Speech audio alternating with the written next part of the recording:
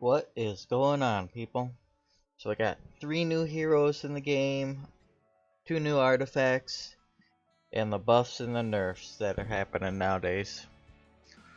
And we also got stat increases for basically every 5-star hero. So first up we got Kayron, the Acolyte, has been added to the game along with his raid up banner. He looks pretty cool. So I will put this video up here. So Kayron is a fire thief that can inflict deadly amounts of damage to his enemies. Kayron's passive skill Mortal Will grants him invincibility for 1 turn, which allows for Kayron possibly deal the final blow to his enemies. Additionally, with his final skill Apocalypse, Kayron becomes an unbeatable force as he deals immense damage to his enemies. Kayron's power increases proportional to his max health. Combine this knowledge with equipment to enhance HP to create a powerful new member to your team. This is pretty interesting. He's a thief that is based on health. That's pretty interesting. So first up we have his Void Slash here, which is basic. Attacks with a sword with a 35% chance to decrease hit chance for 1 turn, dealing damage proportional to caster's lost health. That's pretty nice. This 35% chance to decrease chance to hit while he's also a HP stacker is pretty awesome. He's kind of a tanky thief. Pretty weird.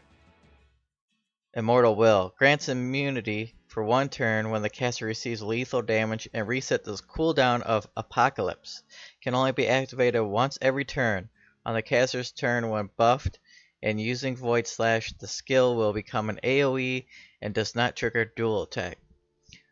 So if he dies, his ultimate comes back off cooldown and you get to use it while being immortal. That's pretty nuts. Alright, so we got Apocalypse, his ultimate. Before the awakening, it attacks the enemy by exploding the archdemon's might contained within their sword.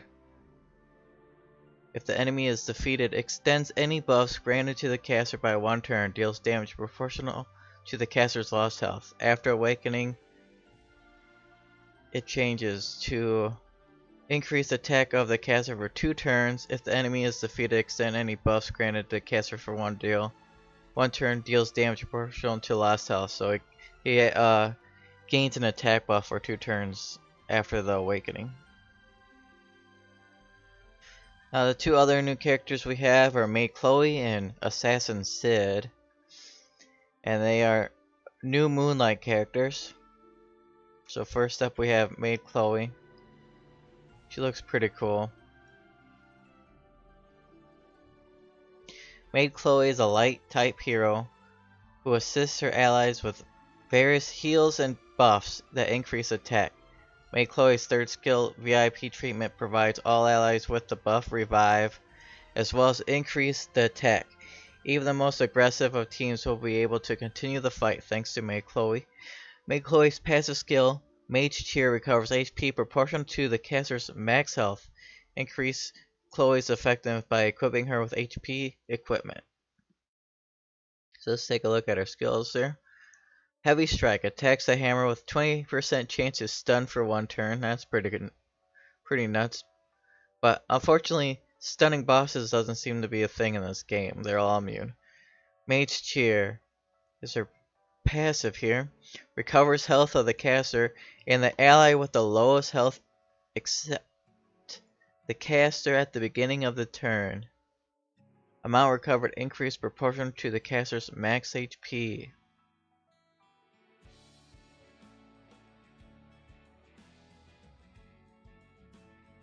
This is kind of worded weirdly. We have her ultimate VIP treatment here. Active cooldown adds 6 cooldown. So it's probably 5 cooldown once you fully skill it out or whatever.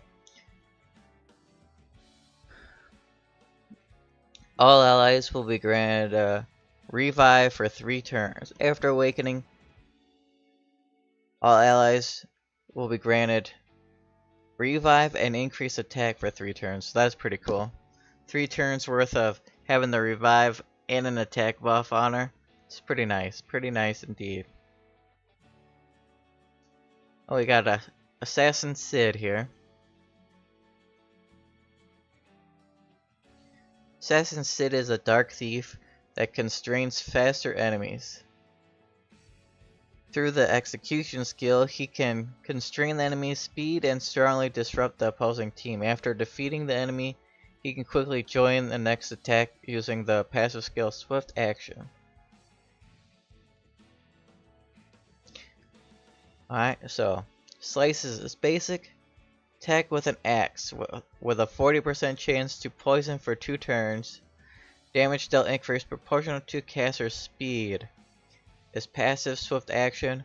When an enemy is defeated, targets the enemy with the least health for 2 turns and increases speed of the caster by 30% for 1 turn. So it doesn't say when you kill somebody, it just says when somebody dies.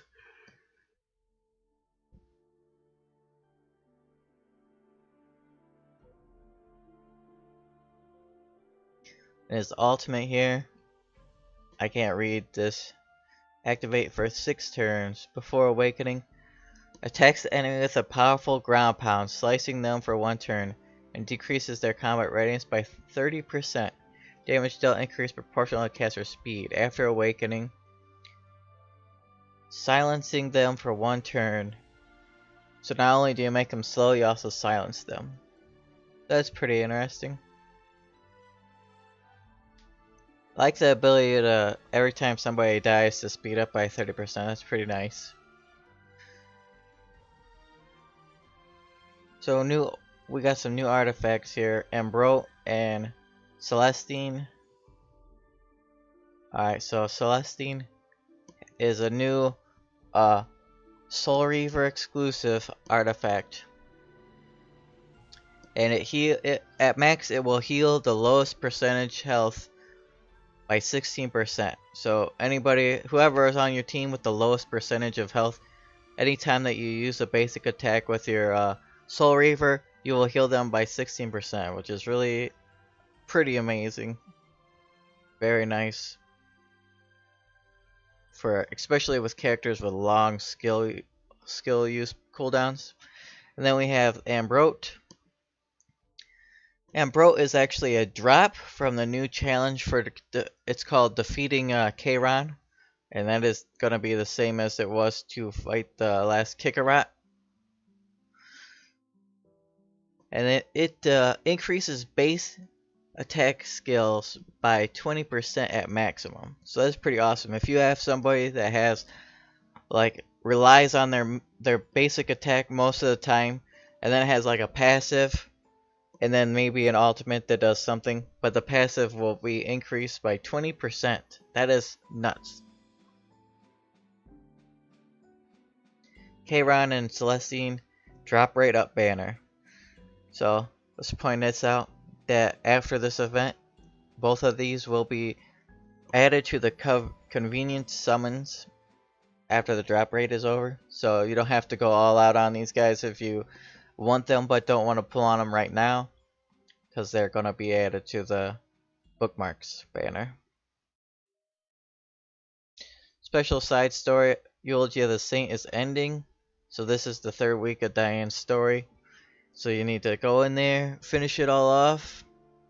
With the release of the 3rd week, Diane's story, Eulogy of the Saint, stages 20 through 31 will officially be available. Once players have cleared stage 19 standoff planes, then they may enter stage 20.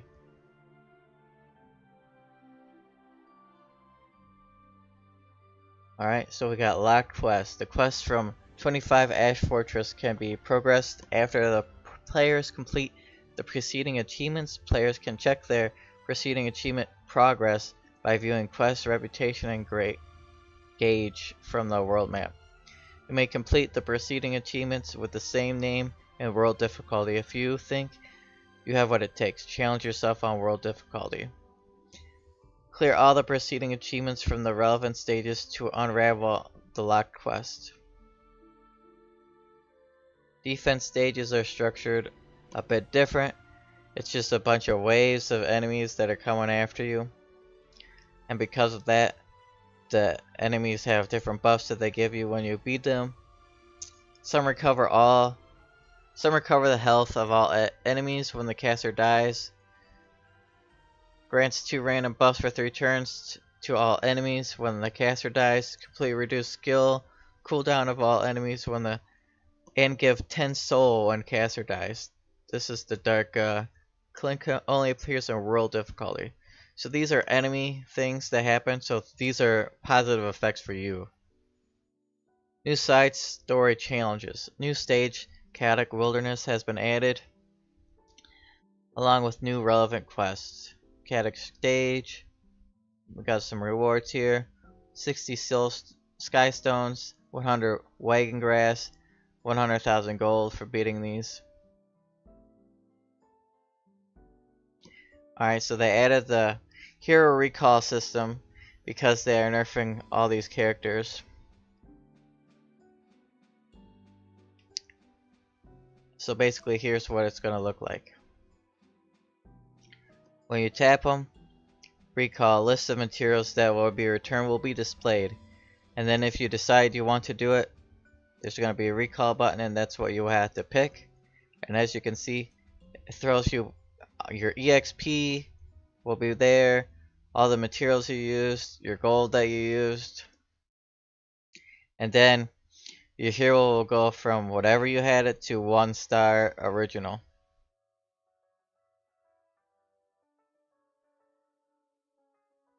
And this just shows you how you're gonna get it.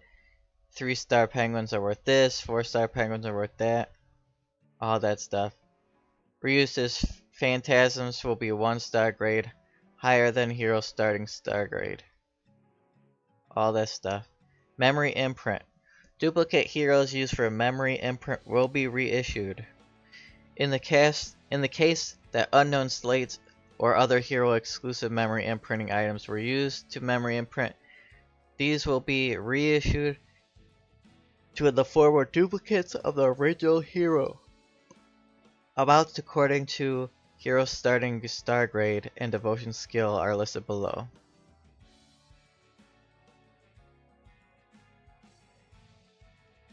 They're also bringing an artifact recall system since they're nerfing some of these, and it looks like this. You get all this stuff back, and then you'll go from here back to original as you would expect. New Ray Labyrinth has appeared. Normal, capital Asmechis or whatever. So to enter this, you have to have cleared 5-9 of world difficulty.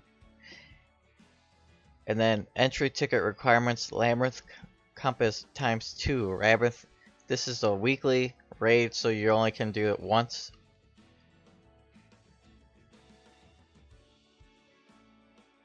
And they're also giving you 70 morale instead of the original morale that is how in the other ones. But everything is the exact same. So when you battle, you consume 7. When you walk around, you consume 1. And waypoints are 3.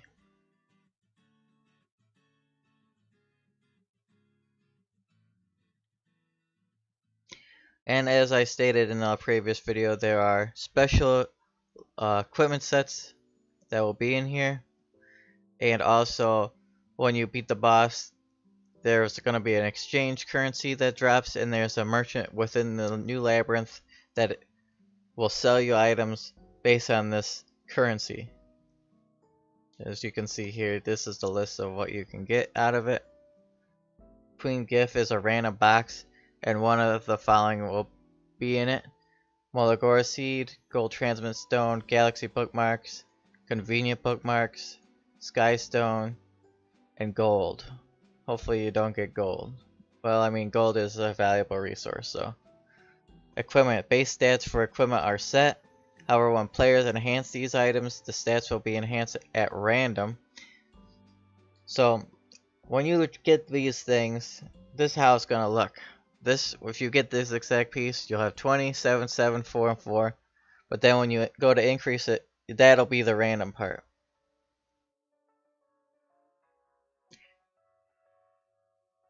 And it's showing you here that speed set is inside of there, so it's not just the new sets. So we got the Unity set, which increases dual attack chance by 4%. Immunity, or I mean that's the Unity. Immunity set grants immunity for self for 1 turn at the start of battle. This effect will not stack. A Rage set increases damage dealt to target by 30% if the attacker has a debuff. So you need to actually be debuffed in order to get this 30% buff.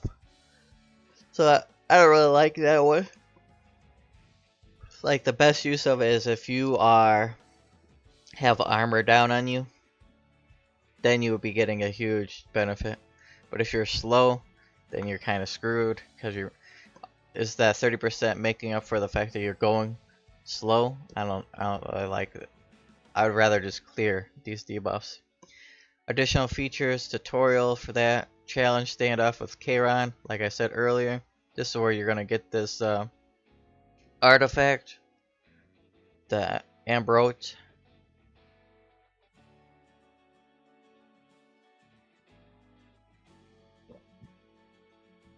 Which could be very nice. I think I will use this when I get it. I'll try it out with my Ken. And this is a long patch note, so here we got a whole nother page of updates for hero improvements and bug fixes. So I'm not going to list every single one of these health, attack, and defense ups, but just know that basically every one of the 4 and 5 stars have been buffed stat wise.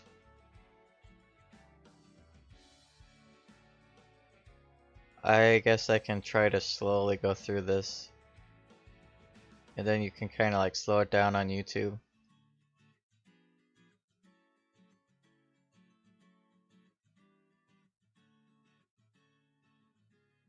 Or pause, use the pause button. Alright, so here we got the buffs and debuffs. So Dingo,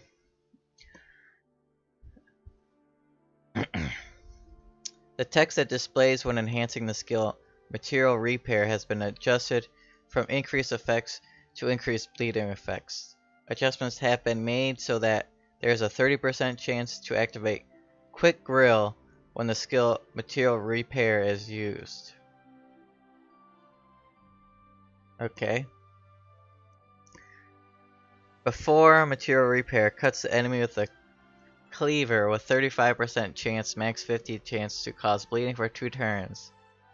And now they just added and 30% chance to activate Quick Grill. Okay, so Bale and Sazin, cooldown for skill Dark Cloud has been reduced by 1 turn. Chance for all effect of Last Requiem to trigger has been increased by 15%. So that's pretty nice. Yufine, 5-star Warrior Earth character. Adjustments have been made so that the caster is granted increased attack and speed for 2 turns when the skill Dragon's Roar is used. Chloe, Thief Ice. Adjustments have been made for dealing additional damage of stealth to activating ambush again if stealth when the skill ambush is used. Adjustments have been made so that the barrier is granted for 1 turn when the activate strike is when the skill accurate strike is used. Sorry about that. Adjustments have been made so that combat readiness is decreased by 25% 3 times and not 50%. Also, stun conditions have been removed. So pretty good stuff for her. Quite a bit has changed. Terraria, the base speed value has been reduced from 108 to 96, so crushing her speed. The skill Dance of Sands is only applied during attack and excludes the caster. So this basically, I think, completely kills this character.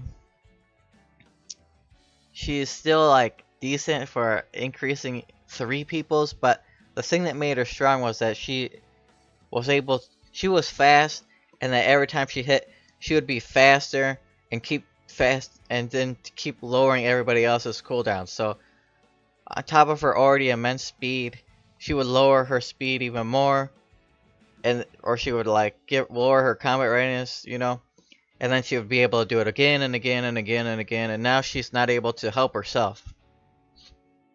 So I don't think you're going to be using her anymore. When Soul Break is used, defense buff is cancelled and damage dealt has been changed from proportional to target's current health to being proportional to target's maximum health. The caster's critical hit damage and target's defense are also affected. Awakening will now cause damage dealt to increase. So before, strongly strikes downwards at an enemy with a 75% chance of decreased defense for 2 turns. And then when you awakened it, it used to be increased proportional to the enemy's current health. So now after this, strikes down at the enemy dealing damage proportional to target's max health. And then when you awaken it, strikes enemy strongly dealing damage proportional to target's max health. So it completely takes away the defense down debuff that she used to give, and now it just does damage based on their max health. So I don't know if you're gonna use this character. I mean, like, that's a pretty strong move now, but you also are no longer giving armor down, which, to be honest, isn't the biggest deal, because there's a lot of characters that give that, and then it's just an overlap with them. Ellison, the Soul Reaver of Light, cooldown for the skill Light Protector has been increased by 2 turns. So it goes from 4 to 6 turns and lasts for 2 turns. So it's pretty big nerf, but he still does what he did, so that's pretty nice. We got Recoas. Cooldown for the skill Cheer has been increased for 1 turn and continuous healing has been removed. So he no longer heals. Oh man.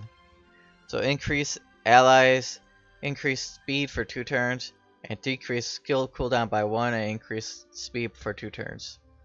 So no longer being the healer on top of all the other things he does, that's pretty mean. Curse of Ilroy's Axe. Changes have been made to the skill Disconnect so that a critical hit inflicts bleeding for 1 turn and does not increase attack. The cooldown for Plague Strike has been increased by 1 turn, and the effect that caused damage dealt to increase proportional to the amount of enemy's lost health has been removed. So now it doesn't do nearly as much damage, and yeah. So that sucks for that move, and that character. Which, damage dealt by the skill Ancient Spear of Art has been increased by 20%. Adjustments have been made so that the speed of the caster and not that of the allies is increased. The max value for this effect has been adjusted to 10%. So it used to be increased speed of all allies by 2.5% up to a max of 4% each time the caster attacks. Effect can stack 5 times. And now it is increased speed by 1%, max 2% each time the caster attacks an enemy. Effect can stack up to 5 times. So now she's all for herself. Adjustments have been made so that the speed of the caster and not that of the allies is increased when the skill Enlightened Bow is used. Also, damage dealt has been increased by 25%. Oof. So she is really all for herself nowadays.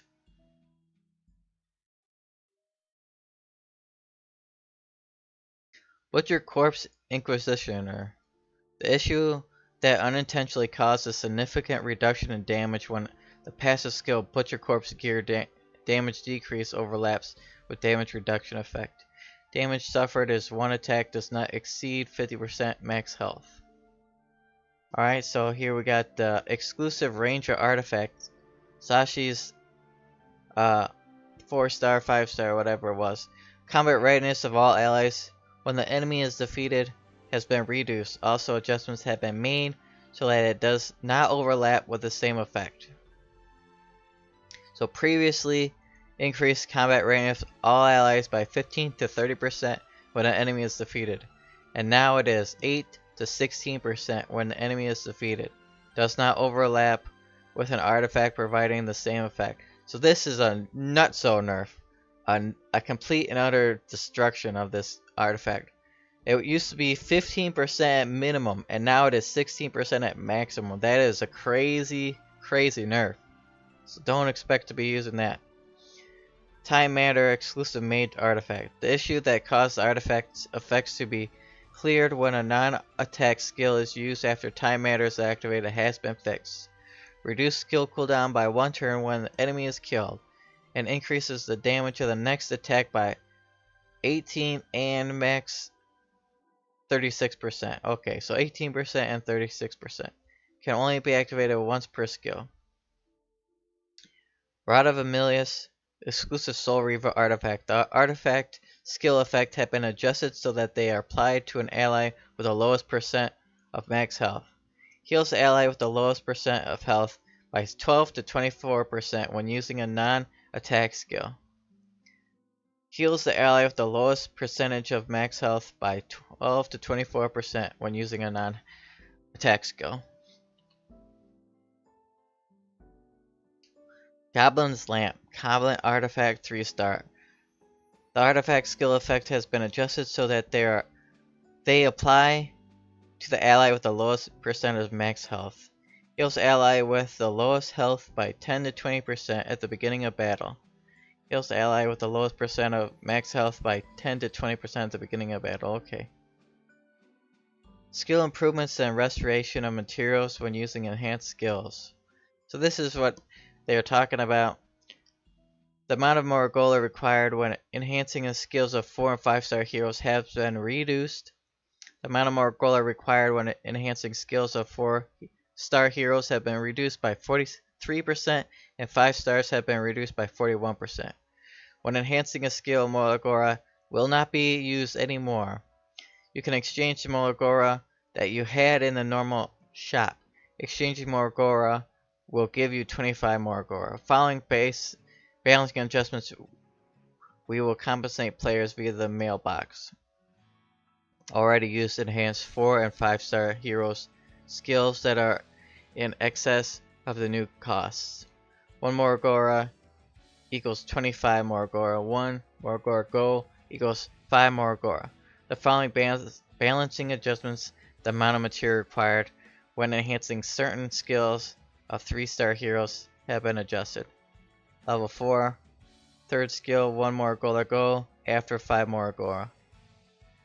And 5 stars, 3rd skill is 4 Morgula before and now it's 3, and the 4th skill is 1 Morgula gold before and now it's 6 Morgula. Other changes and bug fixes. 5-star artifact Noble Oath has been added to the artifact list of the convenient summons. Artifact Noble Oath has been added to all summon tickets.